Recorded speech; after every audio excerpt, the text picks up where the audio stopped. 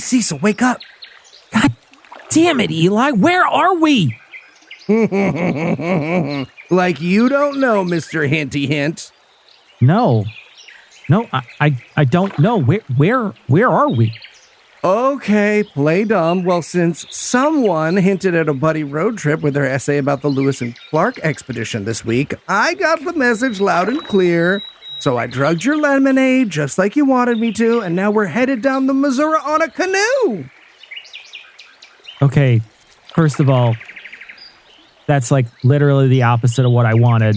And number two here, I'm not doing the essay this week. Noah is doing the essay this week. Oh, no, I know that. I brought Noah too. You just can't see him because he's behind you and you're all tied up. Hi. Noah, you agreed to this? Well, he said I could be Sacagawea. And can I say, you look stunning. Guys, I don't want to go on a cross-country road trip. I have like a job, a wife. I do not want to do any of this. You don't? No. Oh, well, can you at least let Tom do his bear attack before we turn around? He's been practicing for weeks. To be attacked by the bear? No, he is the bear. Oh, that tracks.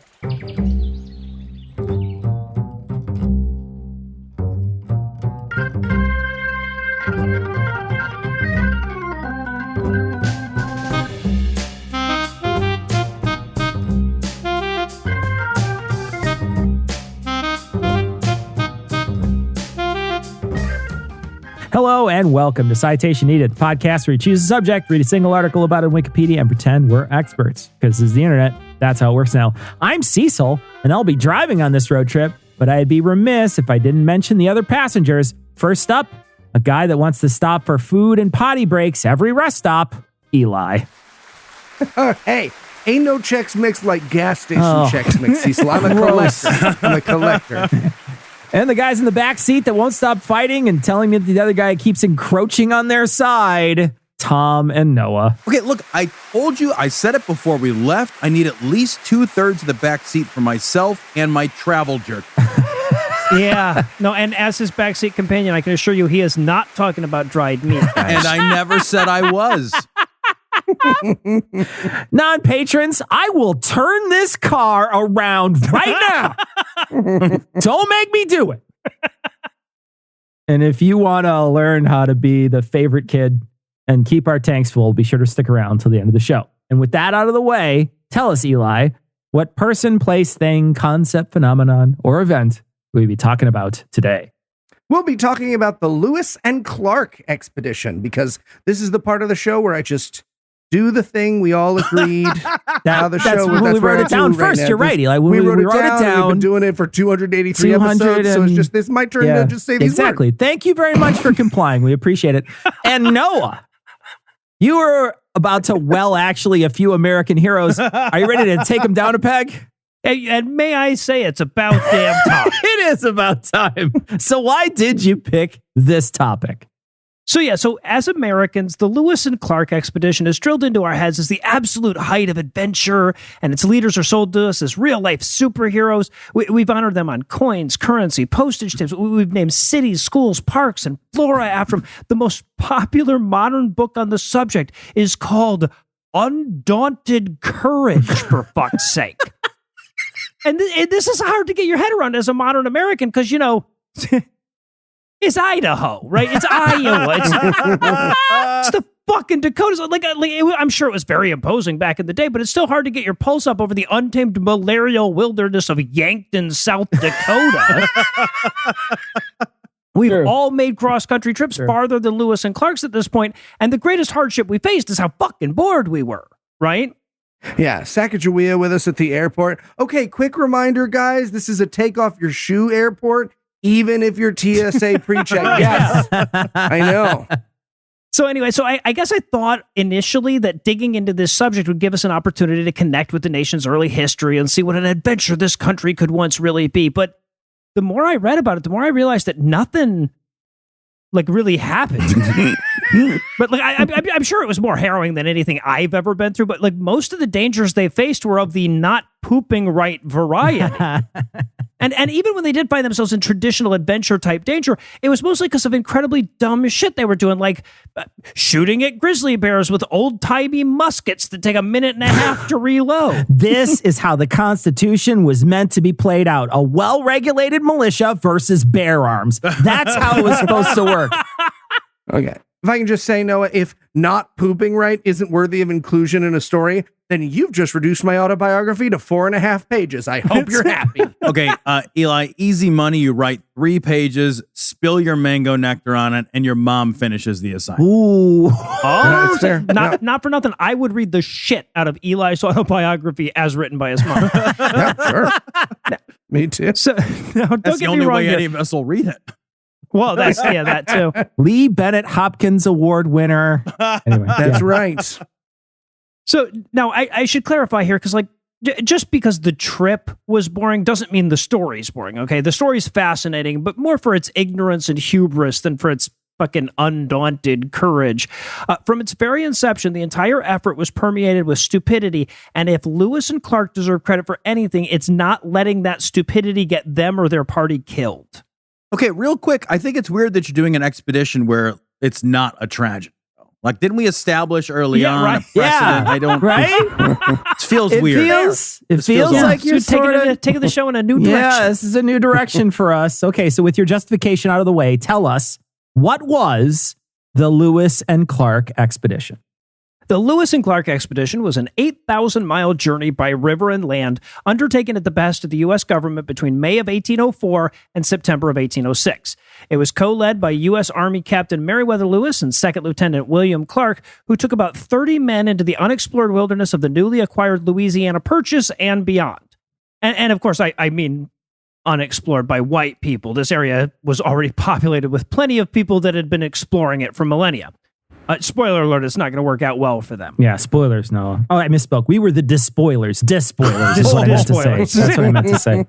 Yeah, I really hope that Lewis and Clark were not at all friendly. But instead, this was like an 8,000-mile camping and hiking trip between Eli and Cecil, just bitching Yeah, at that'd be each other. such a bad That's a- story.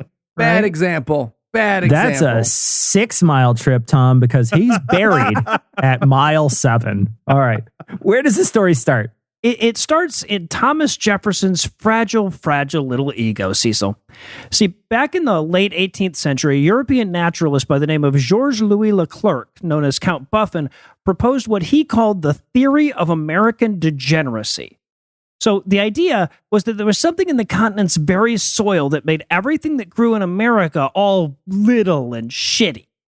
Right? He evidenced this by pointing out that animals found in both Europe and America were smaller and feebler in the New World. There were fewer overall species that they knew about at the time, and European livestock didn't fare as well there as it did in Europe, because it's not Europe. So as silly as all this shit sounds, it was accepted as fact throughout Europe, and that infuriated Thomas Jefferson. He was damned if some Frenchy fuck was going to talk shit about the size of his continental fauna, so he set out to do something about it. I was going to say that I miss the days when you could just be a rich guy saying shit and millions of people accepted it as scientific fact. But then I remembered Elon Musk's Twitter is the thing. So Yeah, there you go. Nothing changes. So the thing that Jefferson decided to do to disprove Buffon was to send someone out into the American wilderness to find, and let me say in advance that no, I am not making this part up, a living woolly mammoth. He was convinced that since so many mammoth fossils had been recovered in the Americas, a surviving population of them was probably still extant somewhere on the continent. And what would disprove the your fauna is smaller than mine argument better than a woolly fucking mammoth, right? So he set about trying to fund an expedition across the northwestern reaches of the continent. Now, of course, the woolly mammoth thing isn't the only reason Jefferson wanted to send an expedition across the continent. There were also a couple other things he was looking for, though all of them would turn out to be as impossible to find as a pet mammoth. The realistic goal was to find an all-water route between the two oceans. Now, that doesn't exist in the U.S. It turns out the Rocky Mountains are really hard to river through, but at least that could exist, right? The possible but silly goal was a rumored mountain of salt that fur traders told stories about. And the impossible and silly goal was, again, not making this up, a lost tribe of Welsh Jews living among the Native Americans. What? Like, seriously, it turns out Joseph Smith stole his idea from a pretty common fever dream of the day. A lot of people thought that there was a lost tribe of Israelites, like, hiding somewhere in Wyoming, just waiting to be found. Oh, man, where's that Wakanda, huh? Cloaking device peels back. Somehow the outside is air conditioned. No, the story is always sold as Lewis and Clark heading out to explore the brand new Louisiana Purchase, but that ignores two important facts. One is that they went all the way to the Pacific Ocean and the Louisiana Purchase only goes to about Montana. But the second and more important is this was already in the works way before Napoleon sold off his American holdings, and there was no sign he was going to do that. Right. In fact, Jefferson had a guy all set to go out and do this shit a year before, but that guy turned out to be a French spy, so they had to yank the funding at the last second. Yeah, they caught him when he swore to uphold the red, white, and blue. Yeah, no, that gets him every fucking time. So here's Jefferson just dying to give a woolly mammoth some fucking belly rubs already, and his would-be expedition falls apart. But that's okay. He knows exactly who to turn to. His live-in manservant / secretary / constant dinner companion / definitely not gay lover. Why do you ask? Meriwether Lewis. Martha, I need you to make another sailor outfit for the woolly mammoth, one that shows his little toesies. Just his little toesies are open. Yeah, I don't know, man. Not a lot of love lost with a lover if you're looking over at them one night over dinner and thinking, you know what? You'd be a lot better looking from the other side of an uncharted wilderness. That's fair. Yeah. So, no, and I'm sorry, I don't want to make this an all-context episode. I know Tom's a little hard, just couldn't handle it. But we have to tackle the question of whether Meriwether Lewis was gay. Okay, like if you Google it, you'll find a fuck ton of historians saying, no, there's no evidence that he was gay. But like, the story makes a lot more fucking sense if the man's gay. Okay, there's no evidence in the sense that there's no letter where he says like, hey, Clark, you want to join me for some same-sex intimacy? But he never had a serious relationship with a woman at any point in his life. The letters between him and Clark are as intimate as you could probably get without proposing mouth stuff. His journal entries are filled with stories of him turning down women that are offered to him by native chiefs. Those same journals have lurid descriptions of Clark's manly features. He was Thomas Jefferson's live-in companion at the White House when nobody else was living there long after Jefferson was widowed and his kids had grown up. And I know this part is unrelated, but I feel like I'd be failing as a citation needed host if I didn't at least mention it. He had a dog named Seaman. Yeah. No insult to the historians in our audience, but y'all never met a gay relationship you couldn't ignore. The 1976 People magazine article on Paul Lynde described his long-term partner as his hairstylist, sweet mate, and chauffeur bodyguard, people. Paul Lynde. That's why he's so buff, I'm sure. Yeah. So I should also point out that Lewis was not exactly the most qualified person in the country to lead this expedition. Okay, so he didn't have the biological credentials to meaningfully study new species that he was going to encounter. He didn't have the astronomical knowledge he'd need to accurately map the area. He didn't have the geological knowledge he'd need to survey the new regions. He had very little experience leading a group of men, and he was super fucking young. Okay, like he turned 30 after this trip began. Plus, like at that time in history, explorer was a job. That's amazing. That people had. That was just a thing that people did, and he wasn't one of those. Are they going to look back at our time and be like, back then, influencer was a job? Yeah, right? No, Cecil, they're not going to do that. Hard agree, Eli. I think They're going to be Cecil, like, I'd kill you for water. Cecil, I think it's pronounced influence is a job. You gotta kind of hear the air quote. Yeah, you got to air quote it out. I still feel like we can go down in history, guys. I think we can. But okay, so with enough ammunition. Lewis didn't know any of that shit. One thing he did know was Thomas Jefferson. Jefferson was a family friend of the Lewises and had known Meriwether since he was a kid.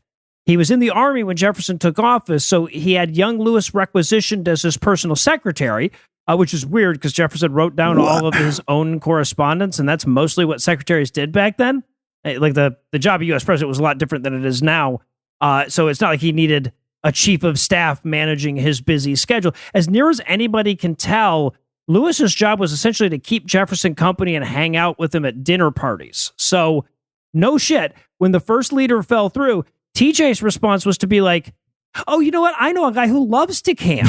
It actually feels worse than that because even though it turned out not to be true, he thought he was sending this guy on a Jurassic Park ride, man. Yeah, right. Like, what the fuck? You know, the only reason Lewis even agreed to the whole expedition is the escort service Jefferson hired him from had a no refusals policy. So Yeah. The U.S. Army was the name of that they service. do have a but no yeah. refusals policy. I mean, you're right. They do. Especially in 1804. So now to Lewis's credit, nobody was more aware of his limitations than he was. Right. So he accepted the post enthusiastically. He was really excited to do it. But then he spent like a year trying to fill in the knowledge gaps that I just mentioned. And given the time constraints, he did a really good fucking job. I mean, granted, you could learn everything humans knew about geology at the time in a long weekend, but still, he impressed all of his teachers while basically earning degrees in 3 majors at the same time. He was going to even be the expedition's doctor, and he did a pretty good fucking job. It's worth mentioning, though, that among the things that he learned was not the art of spelling. Okay, he kept journals the whole time, and even by the standards of the day, the dude's spelling was insanity. Like he wouldn't even misspell consistently. He spelled the word weasel at least 7 different ways in his journal. Yeah, but at least he could spell the word consistently. Okay, So- if you tell me he brought a pallet of mango nectar on this trip, I'm reporting this episode to iTunes for bullying. No illusions. You hear me? For bullying. So now this is where Clark enters the picture. Lewis met Clark in the service, and the two hit it off in an entirely heterosexual manner officially. So as soon as Jefferson brought the idea to him, he was like, can my friend Willie come? And Jefferson's like, yes, your friend Willie can come. And then he's like, and he can be the co-captain and get promoted to the same rank as me, and we'll be equal partners, huh? And Jefferson said no. So he's like, okay, can I at least pretend that that's true the whole time? And Jefferson's like, dude, you can pretend whatever the fuck you want. I don't care. He writes to Clark and he says, hey, dude, if you travel the unexplored wilderness of fucking corn country with me, I can get you promoted to the rank that I'm at, and you can get a big fat raise. So Clark agreed. It turned out Lewis was wrong, by the way. He was never able to get Clark the promotion or the raise, really. But to his credit, his insistence that Clark was his co-captain and that the two shared leadership equally is the reason that we call it the Lewis and Clark expedition instead of the Meriwether-Lewis expedition. So it's not like he didn't get anything for his More time. work, more responsibility, more important title, same fucking pay. I'm going to see this on the anti-work Reddit next week. Like, what the fuck? Yeah, well, if Clark didn't like it, Lewis would have told him he was quiet quitting on TikTok. So, you know. Well, there you go. Yeah. Okay, and also, how the fuck do you manage to not get a raise after coming home alive after an 8,000-mile wilderness hike? Like, what does this performance review even look like? Solid effort, team player, excellent gumption. Just not really in the budget right now. Self-starter, yeah. Right. Well, he did get money, but yeah, never quite got the raise he was promised. So, okay, so they've got their leadership. They've got their book learning. The next step is to get their supplies together. Because, yes, along the way, they would be living off the land to some degree. Like they would have to make their own clothes from the skin of buffalo from time to time. But, like, they were hunting those buffalo with bullets, and they weren't harvesting those along the way, right? As much as the popular image here is one of guys roughing it, I think it bears mention that among the supplies they brought along was, like, formal wear, right? And I can't overstate this one enough.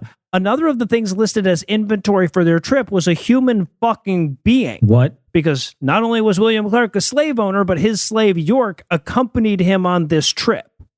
He's watching Clark negotiate his pay. I don't know, sir. That seems like a low ball. Hey, you know what? Maybe this project isn't for us. You. It isn't for you. Okay, these guys brought formal wear on their camping trip. Yep. Just fast forward a couple of 100 years, and America basically has not changed out of its collective sweats over the last 3 years because we will not brush the cat hair off another pair of pants. All right, in some ways, I guess America has changed. And finally, Lewis had to put together his team. Now, keep in mind, at this point in history, the best road in all of America was a gravel road that ran between New York and Philadelphia. Lewis marveled at one point in his notebook about how their coach was able to do a full 5 miles an hour on it. God. Yeah. So now Lewis was studying in Philly as the date to leave approached. So he made his slow ass way to St. Louis, where he was slated to depart from. And he basically just picked up all the best guys that he found at the army bases he stayed at along the way. And on May 14th, after a couple of weeks that I absolutely love in the story that he wasted trying to get a drunk boat builder to hurry the fuck up, the newly commissioned Corps of Discovery set forth into the vast and foreboding hinterlands of, like, Des Moines or whatever. I feel the road trip nostalgia creeping in, so we should take a break before Eli breaks into a rendition of Country Roads by the I've Seen Fire, I've Seen Rain guy. So here's the break. Here's the break, everybody.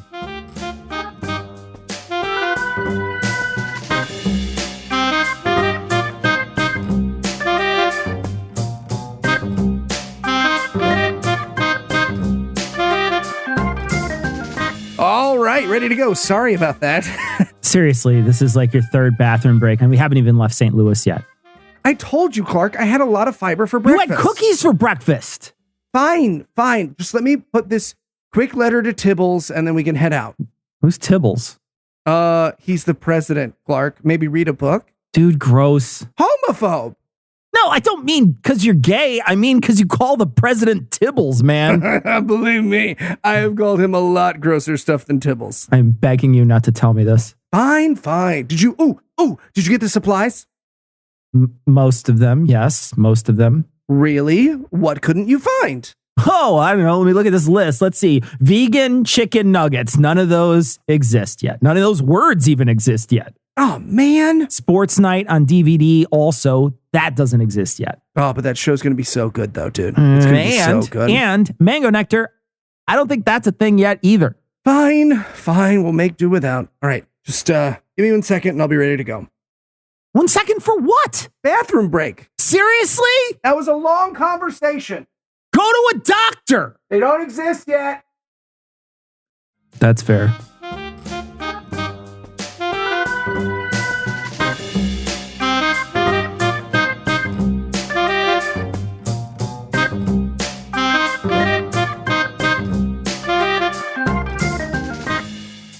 When we left off, people were looking for the Panama Canal 35 degrees north and 110 years early. Are we done with mammoth riding Jews, Noah? Not yet. Not quite. Okay. So, all right.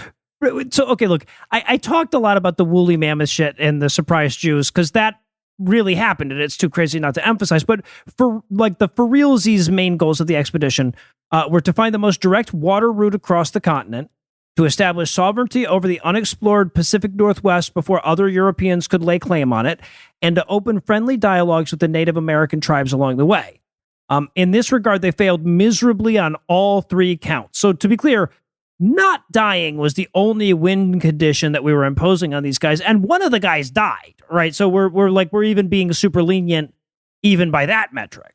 Wait, they were going to claim sovereignty over thousands of miles of mostly undeveloped wilderness by walking through it? Yep. Were they leaving a trail of soldier crumbs along the way? How the fuck? Explorer crumbs, yeah. So in terms of finding a water route across the continent, everybody agreed that the best thing that they could do was to follow the Missouri River to its source and hope that that also connected to one of the rivers that they'd found poking out on the Pacific side.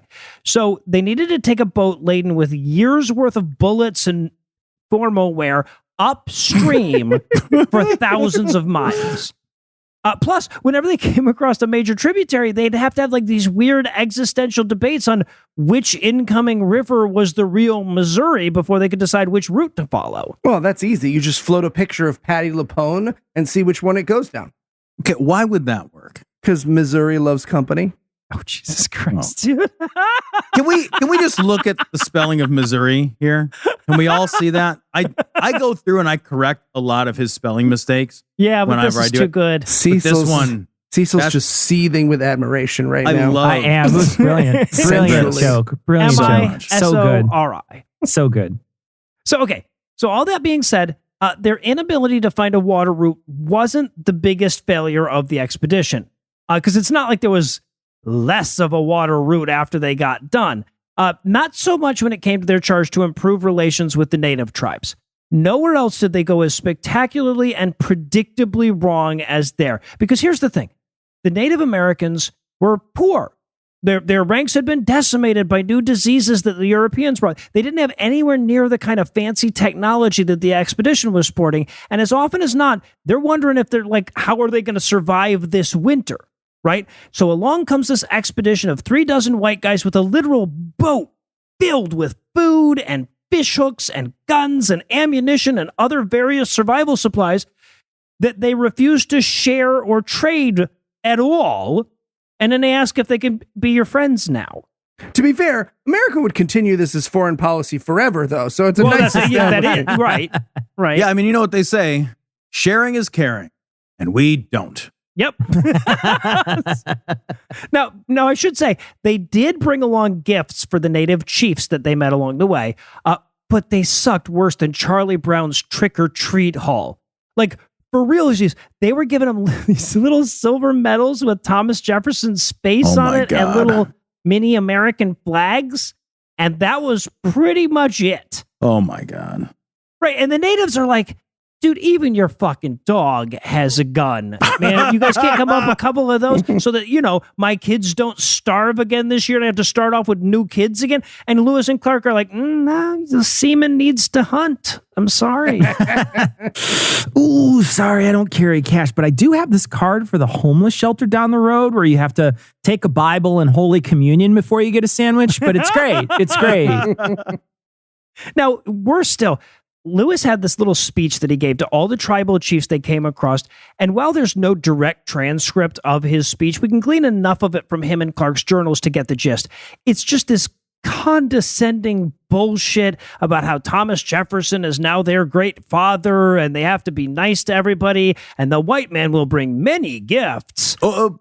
But not today. Today it is just the condescension, just to be clear. Right, yeah, exactly. That's your first gift. But the white man will bring many gifts as he urges you ever westward. You're welcome. And just in case they hadn't damaged relations enough, most of the tribes they met with didn't have like a single leader, right? They would have a group of chiefs that made decisions together.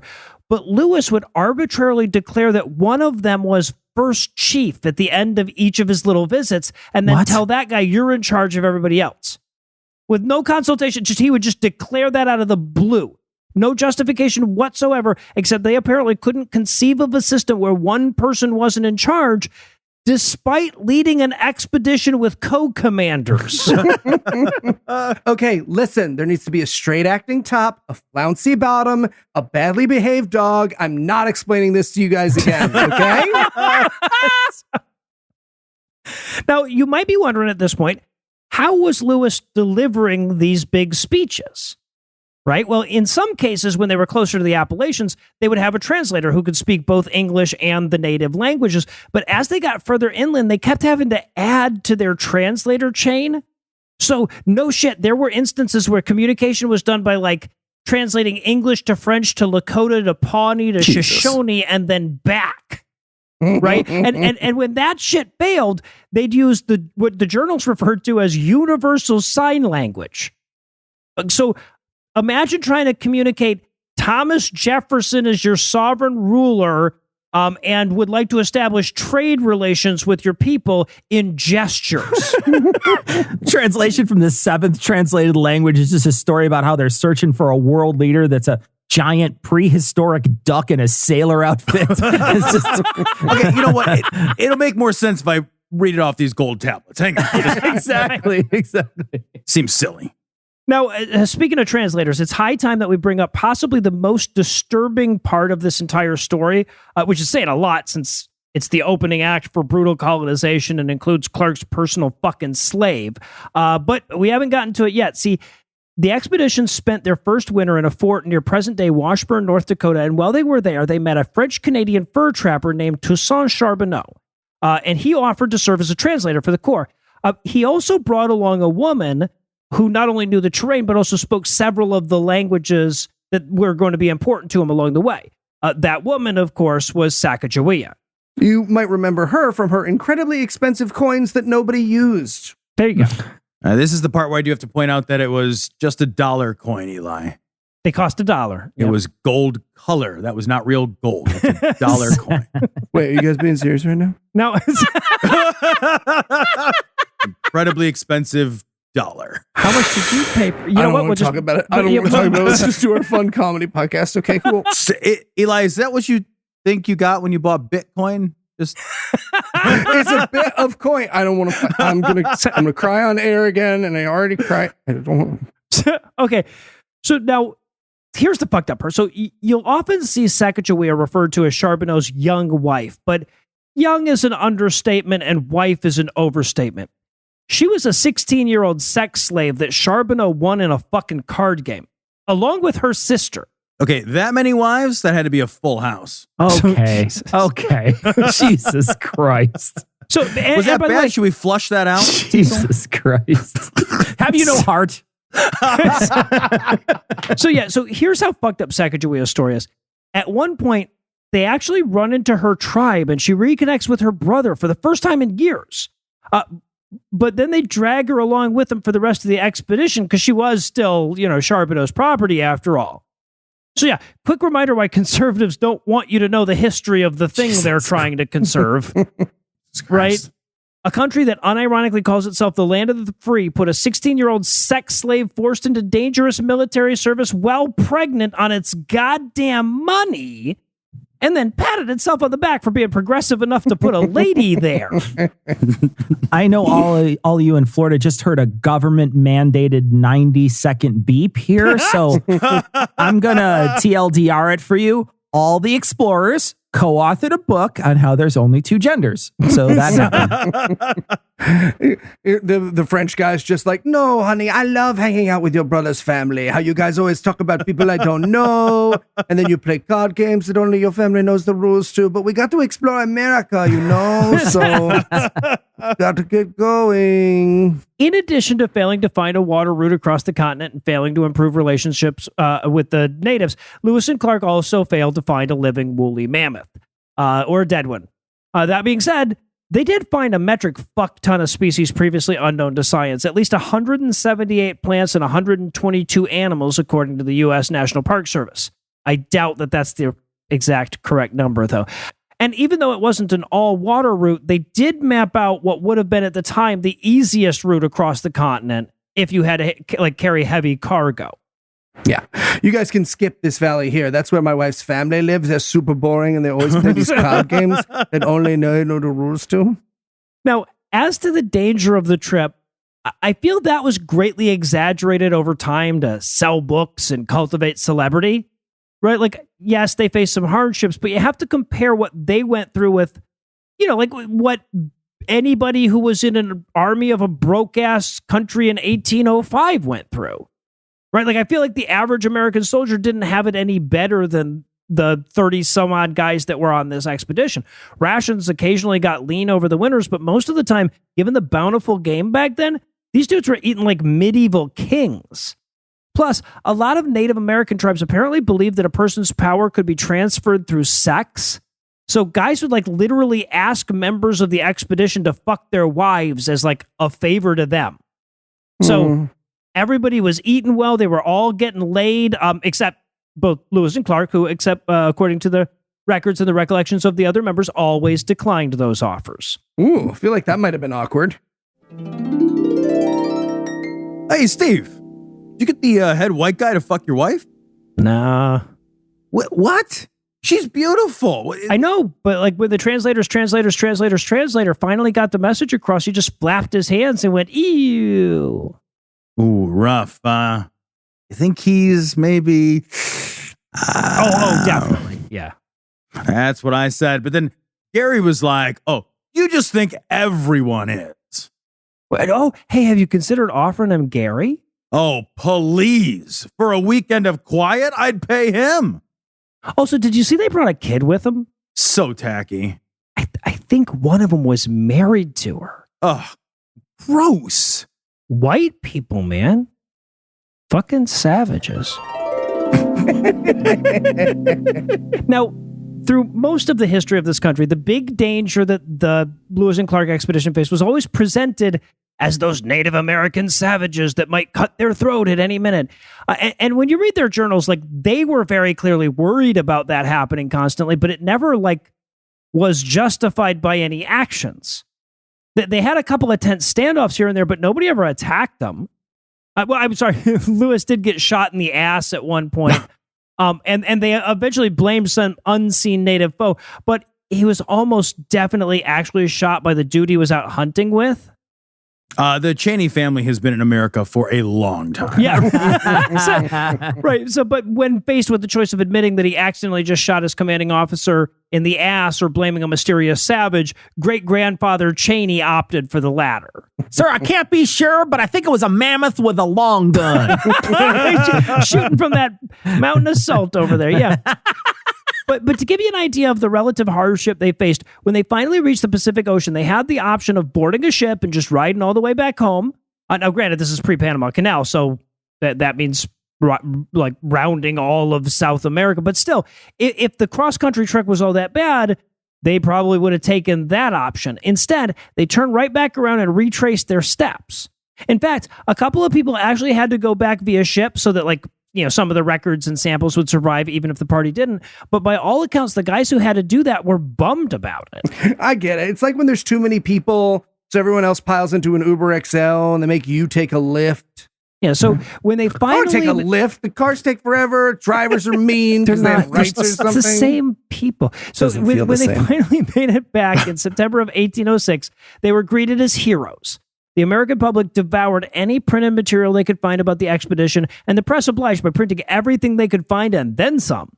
In fact, most of what was printed was just made up bullshit, but it swelled the celebrity of Lewis Clark and the Corps of Discovery. They'd gone 2.5 years without a resupply all the way across the country and back, and all told, the expedition only lost one man. And even that guy, it was a sergeant who died from a burst appendix a couple months into the ordeal. And yes, in case you were concerned, Seaman the dog made it there and back again as well. Who's a good boy? Seaman's a good boy. And if you had to summarize what you learned in one sentence, what would it be? American currency is, by and large, a parade of relentless horrors. It absolutely is. And are you ready for the quiz? Yeah, I should say Benjamin Franklin was all right. But yeah. All right, Noah. Obvious question. What did they need the formal wear for? A, their buddy's wedding to a literal child. Jesus Christ. Fuck. B, I don't know, man, a costume party? No, so, well, first of all, it was for like a send-off party in St. Louis, but also they needed it when they got together with the Native American chiefs so that they would look official. That the chiefs, by the way, would show up very often naked to show off like how in poverty they were and how much they needed gifts. So they're sitting there in their like nice suits and ties talking to naked dudes. Anyway, yeah. Secret answer C, that. It's hot. Yep, that's correct. All right, Noah, what is a true fact about how we know the route taken by Lewis and Clark? A, science, in quotes, at the time believed that mercury was a cure for what ails ya, so we can actually find their campsites by the mercury-laden deposits left over from their violent shits. B, Eli's family has been in America a long time. You're damn right. I'm so glad you brought that up. I didn't have room for it. C, both of the above. It's true, both above. All right, no, according to this Florida history textbook, everything worked out super great for the Native Americans. It says here they even went on to win our hearts in a wonderful TV show. What was that TV show called? A, Pawnee Stars. B, Top Iroquois. C, B, Wichita. Or D, Cherokee and Peel. Cherokee and Peel. Oh, it's got to be D, Cherokee and Peel. It is. You won this week, Noah. You got all of them right. Oh, awesome. So I get to pick the essayist for next week. Yeah. I'm going to, you know what? I've been too easy on me lately. I'm going to go with Eli. Actually, I lied. You do not get to pick who goes next week. Shit. All right. Well, for Tom, Noah, and Eli, I'm Cecil. Thanking you for hanging out with us today. We'll be back next week. And by then, Eli will be an expert on something else. Between now and then, you can listen to all our other projects, and they are too numerous to mention in just like 1.5 hour. So I'm just going to let you find them on your own. And if you'd like to help keep this show going, you can make a per episode donation at patreon.com/citationpod, or you can leave us a 5-star review everywhere you can. And if you'd like to get in touch with us, check out past episodes, connect with us on social media, or check the show notes, be sure to check out citationpod.com. All right. Well, I think that speech to the natives went pretty well, huh? Yeah, maybe next time you could spend less time on the slope of Thomas Jefferson's lower back. I feel like that part's important, Clark. Okay.